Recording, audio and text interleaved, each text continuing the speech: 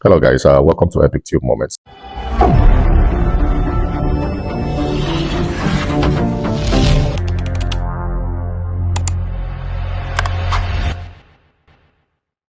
So it's becoming very, very disturbing to hear all the news coming from Nigeria. And I think it's really appalling that we have our roots back in that country. And getting to hear all this news, all this destruction, scaling, and destruction of properties, it's really, really appalling. And that's why I'm making this video. So for over a month now, we get to hear some of the worst news coming from Nigeria. And a lot of people in diaspora are really bothered because we being abroad doesn't mean we are kind of like safe completely, because we still have loved ones back home. And it's really, really painful to get to see them go through all of this. The economic side of things in Nigeria is not really helping matters, the security issues they have back home, the Fulani headsmen, the, political scene. It's really not healthy. When I make such videos, the first thing that comes to my mind is, what is the purpose of this video? The video is supposed to get to people who are in power, or people who need to get to hear this so they can actually act on it. But guess what? It will never change. It will never change. It can't change. See, when they say a country is doomed, would that be the right word to use? Nigeria is a failed state. The earlier we get to understand this, the better. Nigeria cannot change. I am not God, but I am telling you from the antecedents of things, from when I was much younger to right now that I'm so way in my adulthood, Nigeria has always been the same. It has always been the same trend. Guess what happens? It gets worse and worse and worse every year. It doesn't change. I have not seen a year in my lifetime as in Nigeria that things actually took a different toll to being good, took a different toll to being okay. There has never been a time in Nigeria, from when I was born, each year that passes in Nigeria is always worse than the previous years. It's always. So when you have a new regime, it becomes worse than the previous regime. So it's terrible. And one of the things I ask myself also is this: when you have lingering problems like this, all the time you get to hear the masses, you get to hear people complaining.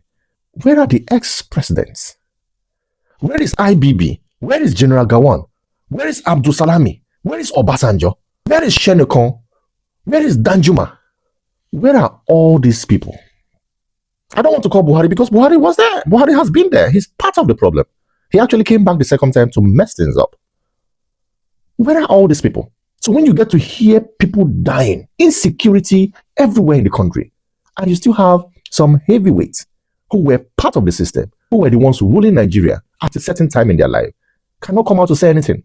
No past president in Nigeria can come out and say, wait, what is really happening in this country? We can't have a people that cries every day, and we as ex and former presidents sit down and do nothing. It's very appalling. I don't know if you guys have looked at it from that angle. No past president comes out on national TV to say this is wrong. Every day Nigerians are crying. Every day Nigerians are complaining. And we still have some that have the audacity to say nothing is going wrong in Nigeria. Because you have one office that you're stealing money from. Because you have a friend or a brother who is in power that steals and gives you money. Because you have an uncle who is a businessman and supports you with that. Because you have a mom who works as a director somewhere and supports you. And you think nothing is wrong. Even those who have actually worked hard in their lives, who have gone to school, have master's degree, are going through a lot. Going through a lot. Then some people will sit down and say nothing is going wrong in Nigeria. We in diaspora are saying this is wrong. This is completely wrong. From United States of America to United Kingdom to everywhere in Europe and all over the world, we are saying to the leadership in Nigeria, do something, because this is becoming too bad and it's giving a lot of us outside the shores of Nigeria bad names, making people look at us like barbarians. How can you have a group of people cry every day and nobody does anything? Karaba Nigeria kashi hudu, ya Allah. Karaba Nigeria kashi hudu. Inyamurai Biafra su dau nasu. Niger Delta su dau nasu. Omote kum Yorubawa muna cewa suna na fusta mu su dau nasu. Mu yawan mu ba amfani mu dau namu. Ya Allah, karaba Nigeria kashi hudu. Allah karaba Nigeria kashi hudu. Kashi hudu ya Allah. Karaba Nigeria. Allah ya Allah karaba Nigeria kashi hudu. How can you have this happen in Nigeria?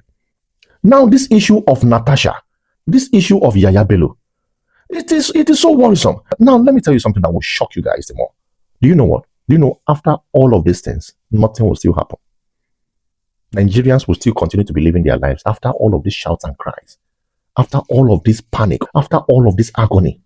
Nigeria will still go back to being the normal suffering and smiling, and everything goes back as it were. Nothing will change in that country. People will die, people will cry, people will shout, this insecurity will continue, and everybody will still go back to normal.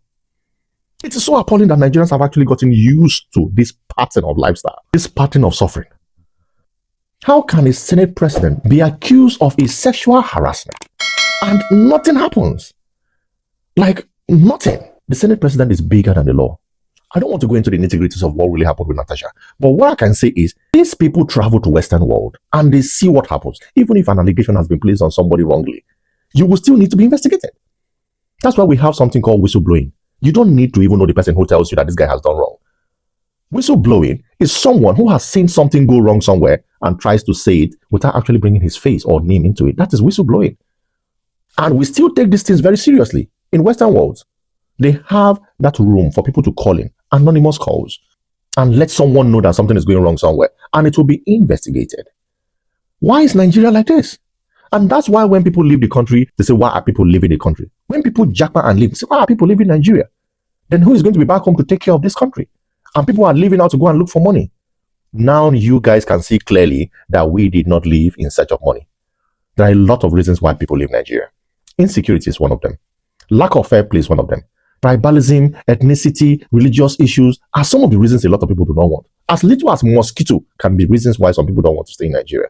So it's not always about this money thing. But before I go on with some of the videos I want us to look through, I just want to talk about this Natasha thing. This Natasha story is a very pitiful story. How can you as a governor, Governor Yahaya Bello, how can you support a removal? See, all of these things just boils down to money. And most times when I tell people about these money stories, I don't know if I'm one of the only persons in this world that doesn't see money as something that is too much. I like to enjoy money, but I don't take money to be anything too big. I don't know why some people don't understand. Now, let me ask you a question. If you have 30 billion naira right now, what would you do with it? I just want to know. You buy houses, you fly all over the world, you buy the best things in life, and so what? And so what? You drive the best cars in the world, you know, you look so flamboyant, you go to places, people stand up and you sit down. And so what? So what? You buy the best Rolexes, you know, you give you, and so what? Nobody cares. Nobody cares. I am one of those people that constantly chat with my friends back home in Nigeria. I have a lot of friends. When they see chats, they just drop it. But I don't see life like that. For the fact that I'm living abroad doesn't make me any different. It doesn't change anything. Sometimes I see shows in Nigeria, you see some big people sitting in front and they're giving them some accolades. And so what? The funny thing is, I can actually be in Nigeria right now and be passing by a celebrity that wields a lot of power, and I won't still care. Like, it won't even bother me for a second. Because guess what? These people are not feeding me. These people are not making my life the way I live right now. These people are not the ones giving me money. They are not the ones polishing my life. I struggled to leave Nigeria to be where I am. And why did I leave? Just by the same reasons I just told you guys. Just to have a good standard of life. Then you see someone who embezzles state's money, who embarrasses women, who tries as much as possible to, to recall a sitting senator illegally just because of monetary gain. And guess what? Your time will pass. This is just a phase. Senator Akpabio, this is just a phase. It will pass. Yahaya Bello, this is just a phase. It will pass. All this fame and money that you guys will, it will pass. You become like a normal Nigerian on the street. And guess what? That is when it will dawn on you that this thing is just vanity. There is nothing in it. Allowing Nigerians to suffer every day for just power seeking, money seeking, that you know is complete vanity. What do you need all these things for? What do you need all these things for? If you come to Western world, this world, they have good security, they have good transport system, they have power and electric, their health systems are working perfectly well, educational system working very well, their electoral system, they are contented with this. You don't get to see a white man or someone in the Western world trying to show off unnecessarily to his neighbors, to his families, to his friends, because they don't need it. Averagely, the people in Western world are living their lives very fine. They have jobs. They are living fine. So they don't struggle for all those monetary things. I understand in most societies you have an iota of people who are like that. But the percentage is very small. In Western world, you don't get to see all this kind of rubbish we get to see in Nigeria. Is it Mercy Chinwo? Is it the body of Christ? Is it this money-seeking thing? I really don't know how people enjoy it. And I have friends back home who know me. You can be as wealthy as, I don't know, as K. Charles. I don't give a hoot. Like, it doesn't really bother me. The best I can do is leave that vicinity, go back to my abode and enjoy my abode the way it is. I love it that way. If I have a car, I get the best car that suits what I want at that time and I live my life. So all this struggle for money in Nigeria by these politicians trying to mess up the system, mess up Nigerians and not do the right thing is not right. It is not right. Nigerians, these stories everywhere is not right. Now, let's look at this video of a lady who was called back by an electoral system that actually put her in power. A very fake display of how to recall someone. Fake signatures of trying to recall a sitting senator who was elected legitimately. Let's watch this video. Okay, so this is the Senator Natasha where they say they gathered 250,000 signature petition to remove her from National Assembly. This video now today as she go her hometown to go greet her people where the people come out to receive and welcome her. So apart from these people who come to support their senator, they still get extra 250,000 people under 2 days who sign petition to remove her from National Assembly. Meanwhile, the vote where carry Senator Natasha go Senate, according to tribunal, was about 54,073 votes. So, chai, Nigeria, APC magic. What APC cannot do does not exist. Nigeria is an open crime scene. We have allowed criminals to overrun this asylum. And if Nigerians cannot wake up and speak up for what is true and to stand for justice, all of us will eventually become victims of this brazen criminality where we they watch the unfold. So, Nigerian leaders, shame on you. Shame on you, Nigerian politicians. Shame on you, opposition lawmakers in the National Assembly, for deciding to sell your consciences and becoming a part of a cult instead of a parliament to speak up for the Nigerian people and to stand in solidarity with one of your own in the face of oppression. If you are too afraid to speak up, what of ordinary people like us who are defenseless? What exactly is the crime of Senator Natasha? In a Senate of 109 senators, only 4 women. And one of those women, they go through all the victimization when Natasha, they go through. So, what exactly is her offense? Una says she disobeyed standing orders in the Senate. You suspended her for 6 months without allowance and salary. You remove and withdraw her security. Senate president say if you stop to be a senator, you should stop to enjoy your security. If not for intervention of other senators, you want to stop salary of her staff. You throw out her petition from the Committee of Ethics, which of course was an unfortunate committee that would never have brought anything good for Senator Natasha. You begin a criminal kangaroo recall of the senator, and today when she talks say she won't go visit her people, the governor of Kogi State come out with ban on public gathering and to stop convoy movement for Kogi State just because Natasha says she want to go and visit her people. This is a bunch of cowards trying to silence a woman from being able to represent and speak up for her people. Shame on you, Nigerian politicians. Every institution of government have been weaponized and politicized. Anybody that speaks up, you become the target. Any voice of dissent, you become the criminal. Benue State that they run today, herdsmen don't they pursue, they kill people there. Complete silence from the politicians. But to victimize a woman, at the end, you will make a hero out of the situation. And INEC is in the center of this criminality, because anywhere you see political instability, you go see the hand of our Nigerian judiciary and INEC actively playing. These institutions, they don't weaponize them against the Nigerian people with law enforcement. So the people will bring petition to remove Senator Natasha. They say the INEC reply them, say they no carry phone number and address. They go back, go bring that one. So INEC is the one guiding the people on how to bring the petition to recall a legitimately elected senator. Now, according to their own investigation, the address is unverified and the group itself is not registered. But INEC never respond to tell them, say it is a ghost and kangaroo group trying to remove a senator from the Senate. Nigerian politicians. I feel terrible for Nigeria and even for Kogi people. Nigerians, we must speak up against injustice because all of us are potential victims. And Senator Natasha have become a symbol of oppression and victimization. But I thank God for her. Imagine calling someone back from the Senate, someone who has this kind of following, someone who has this kind of great following, and what a welcome she's had from her people. It's really appalling. The political mess in Nigeria, the lack of seriousness from leaders in authority, people who really don't care about the masses. All they care about is money, money, money, and their families. All of these people in power, they have wives, They have children who steal their parents, steal money. These women who steal their husbands, steal money from the treasury of either the states or the federal government. And guess what? They say nothing. These women, I made a video back then when I was in Nigeria. No woman who actually has a man in the house who steals or wields unnecessary power. No woman comes out to say, I'm seeking a divorce because my husband is corrupt. I have not seen such a video. I have not seen women, with all this corruption going on in Africa, I have not seen women come out standing and screaming and shouting that our husbands are corrupt. I have not seen a video where kids, children from these, political heavyweights, people who wield power and steal Nigeria's money, people who are so corrupt back home, stealing money left, right, center. I've not seen their children come out to say, this thing my parents are doing, these things are wrong. So it's a circle. This trickles down to the common man who has a link to an uncle, he's a politician, who's someone in power, and the money just trickles down. So it's affecting the whole system. Nobody can say anything. It's a normalcy just now. We've just taken this to be a normal part of a Nigerian life. I have made a lot of videos to talk about how great Nigerians are in diaspora, how also great a mindset Nigerians have, those ones living in Nigeria. But the leaders are the problem. The leaders in that country. We are in the Western world, you hardly get to see South Africans here. South Africans are not here. South Africans prefer to be in their country. Their country is beautiful. South Africans are enjoying their country. The problem in Nigeria is just too much. It's too much. It is every day that our phones, text messages coming in left, right, center from Nigeria. People are suffering. And all this ex-president, no one will come out to say something. President Bola Tinubu, I think this is wrong. I may have made mistakes when I was the president of Nigeria or when I was the head of state of Nigeria. I don't think this is right.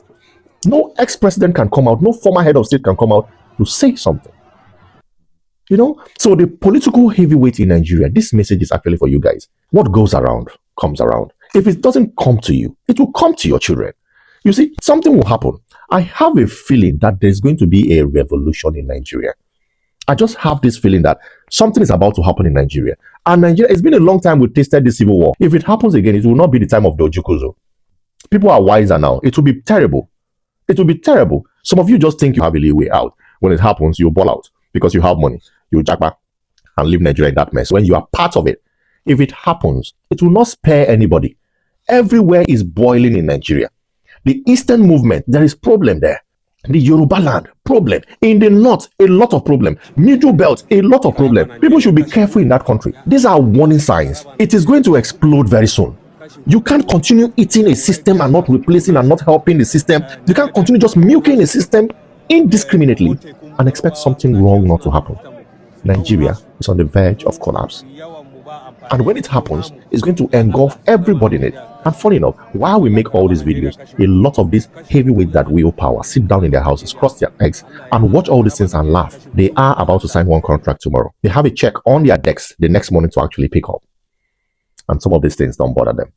There are people who do not have 100 naira to buy whatever 100 naira can afford in Nigeria. Right now, they don't have. And you all know, we are not saying everybody in Nigeria should be rich, but the level of poverty, the level of hunger in Nigeria is just too much. What is happening in Edo State and what is happening in the north right now, Nigeria should be very careful. It is really, really appalling. Nobody cares. Nobody cares. Please, let's watch this video and see what's happening in Edo State.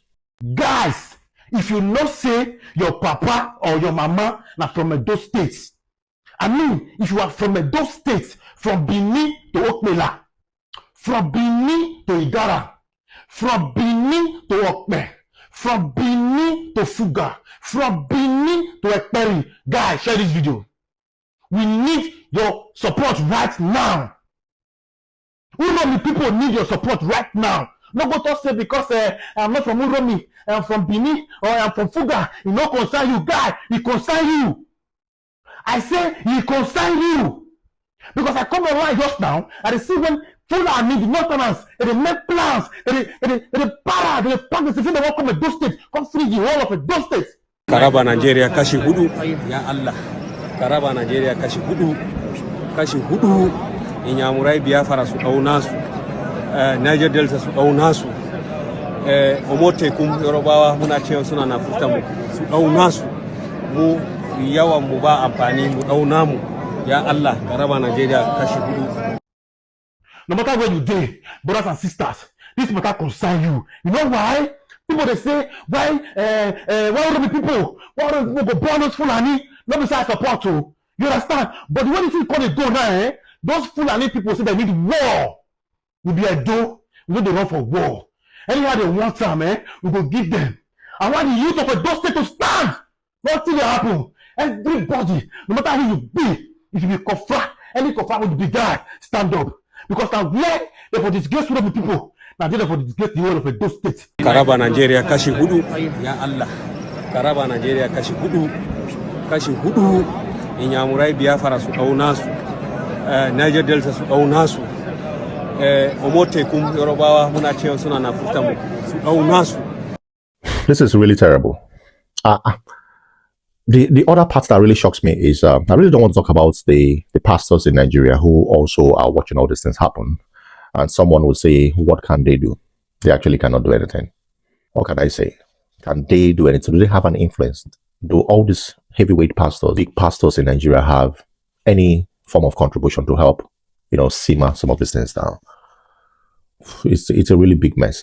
All I can say is that people just need to be very careful. If you have your way to leave that country, please, I would just see, if you're not trying to solve whatever, if you don't have the will, the power, the finance to actually help in solving some of the issues we have in Nigeria, if you don't have any political strength, any political power to, curb some of this, I would just advise you to leave that country. Nigeria is not going to change in a very long while because the rot is just too deep. Nobody cares.